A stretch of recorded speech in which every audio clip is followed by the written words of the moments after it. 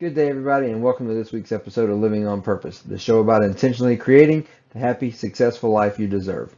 I'm super excited to be back recording from the home office this week. As much as I thoroughly enjoyed all my travels, and I even have a story to share in this episode, it's nice to be getting back into the routine. I'm your host, Mark Barton, author of the Living on Purpose course and owner of Bought In for the Win LLC. If you find something of value in this show, please use the contact information to connect with me to discuss how happiness success cycle-based coaching or training can be of value to you or your organization. And now, on with the show. In the last episode, we talked about believing that better is an option and moving towards it. This week, we're going to talk about a topic that a lot of people always say they struggle with, finding motivations. In this particular episode, I want to focus on the art of storytelling behind finding motivation. But before we jump into the importance of good storytelling, let me give you a brief background on the origin of motivations as I teach it in the Living on Purpose course. So in the Living on Purpose course, I teach how to get at the true roots of all motivations, which are simply your values. If you're going to motivate yourself or an organization or others as a leader, you have to understand the underlying values. The science behind motivations is relatively simple. You find something that represents a particular value or feeling of importance, and then you're driven to behave a certain way because you're either afraid of that thing being lost or harmed, fear, or you believe there's some way it can be protected or you can get more of it, incentive. Although the science of motivation is pretty straightforward, the reason so many people struggle to find motivation is because it requires a masterful art, the art of authentic storytelling. The way you craft the story behind the fear or the incentive is what will determine if it will result in motivation that actually gets results. Let's take a look at three examples at the personal, organizational, and leadership level about how authentic, values-based storytelling found motivations that resulted in positive outcomes. So part of the reason there was no episode last week is because I was out making some epic memories in Ireland. One of which I'm going to share with you about how I had to motivate myself to follow through on something. When I made my travel arrangements to go to Ireland, I had absolutely no idea that there was a college football game or that college game day would be broadcast from there. I didn't find out until the day before I left that the Pat McAfee show, the biggest, most entertaining sports talk show in the world, in my opinion, was going to be broadcast from a pub in Dublin while I was there. I instantly made up my mind that I was going to be there, but I had no idea what I was going to be up against. When we showed up about an hour before the show was set to start, the line was almost a city block long, and the pub was already at capacity. Nonetheless, we waited. After about an hour and a half, my son and his fiancee decided to leave to go get something to eat, but I had made up my mind that I was going to wait it out. I had thought ahead and taken my wife's Colts hat to hopefully get an autograph. While we were waiting in line, I learned that one of my favorite WWE superstars, Sheamus, was inside pouring pints of Guinness for everybody. I had met him many years ago and had my wife send me the picture of him and my sons so I could show it to him. I was now determined to get another picture and one of those pints. The story started crafting itself in my head as I waited in line. As I stood there, not knowing if I was even going to get in, I reminded myself of the joy I would get from having this once in a lifetime experience in this place and being able to tell my mom about it when I got back, and the joy I would get from sharing my appreciation for someone who made a moment for me and my kids 13 years ago, and of the joy I would see on my wife's face when I brought her hat back autographed by somebody she's been a fan of since she saw him playing hacky sack on the Colts sideline 12 years ago in Washington.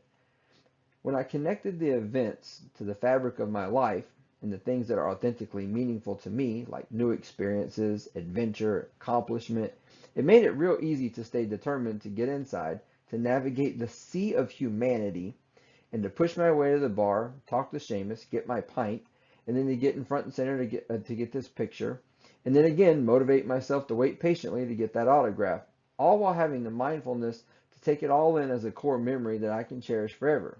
There were many obstacles, security, that could have deterred me from doing any of that. But knowing the value added to my life just made it seem almost effortless, and I just knew I had to do it, so I did. By the way, if there's any chance that Pat McAfee ever sees this, if we ever meet up again, can my wife get a non-shit-faced autograph? Nah, that was part of it. All right, let's switch gears and look at how values-based motivation can impact an organization. This week's organizational application of the principle of finding motivation comes from one of our local nonprofits, Family Promise of Brevard. Great organization with great leadership. I had the privilege of hearing their executive director, Tara Pagliarini, speak this week, and she was actually talking about the importance of effective storytelling, particularly as it relates to conveying the importance of your organization. One of my key takeaways was when she explained that in telling the story of your organization is never the hero, they're the guide. I feel like this is a kind of universal truth regardless of what the organization is or the client base that it serves.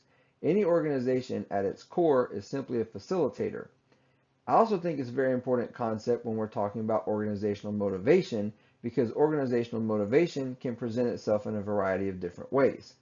This could be inspiring donors or investors to be more giving, getting volunteers to go the extra mile, or persuading the board to support a new initiative. Regardless of what capacity or what part of the organization is being motivated, the best practice is to remind them of the authentic, real life impact that their efforts will have on the people the organization exists to serve. Don't just say the organization's mission and values when you can tell a vivid story that demonstrates them being put into practice. Now, one of the best measures of organizational motivation is organizational culture. Organizational motivation is high when the collective becomes inspired by the positive change they see in those they serve, and internal behaviors begin to mirror the external impacts. One simple example of this would be a school where teachers and staff become more personally mindful of recycling after students start a recycling club on campus. Telling the organization's story through its authentic impact is essential for true organizational motivation. But how does this work when you're the leader? Whose story do you tell then? Let's take a look. Leadership motivation is a two-way street. First of all, the leader has to motivate themselves, and then they have to turn the narrative around and motivate those they lead.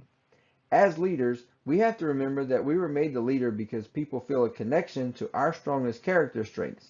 This means we're only an effective leader when we are our authentic selves and keep those best traits forward. This week's example of finding motivation at the leadership level comes from my friend Cassie Ruiz, youth director at Embry Hills United Methodist Church just outside of Atlanta.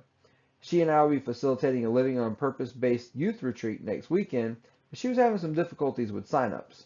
We had a brief discussion about some possible reasons why, but I could tell she just really needed to be re-inspired by the whole thing and put the message back out there. So she did, and then she sent me a sample of the newsletter that she sent out to the youth as well as the parent email, and I could easily see her authentic self all throughout both. I could tell just by reading them she had remembered why this was such an important initiative to her and the impact it had for her. I have no doubt there was a strong internal narrative before she crafted those writings. But what I found more inspiring is the way she used specific messaging that reflects the values of the youth she leads. Much like the way she reminded herself of why this was important, she reminded them what they said was important to them. I felt like she did a wonderful job telling the story by mentioning not only the fun highlights of the retreat, but also pointing out the values enriching parts. Happy to say it's worked wonderfully and the signups have doubled this week. Being a rah-rah inspiring leader is pretty easy if you're good with words, but connecting people with the idea of why something is meaningful to them by masterfully crafting a story in a way that they have no choice but to move towards positive outcomes can only be done by an authentic leader being their authentic self.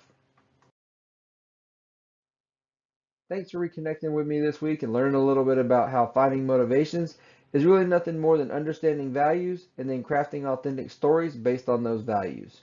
Invest some time this week to think about your values and what fears or incentives might arise from them, and then tell yourself an authentic, sincere, and convincing story to motivate you toward positive outcomes, because if you aren't bought in, you sold out.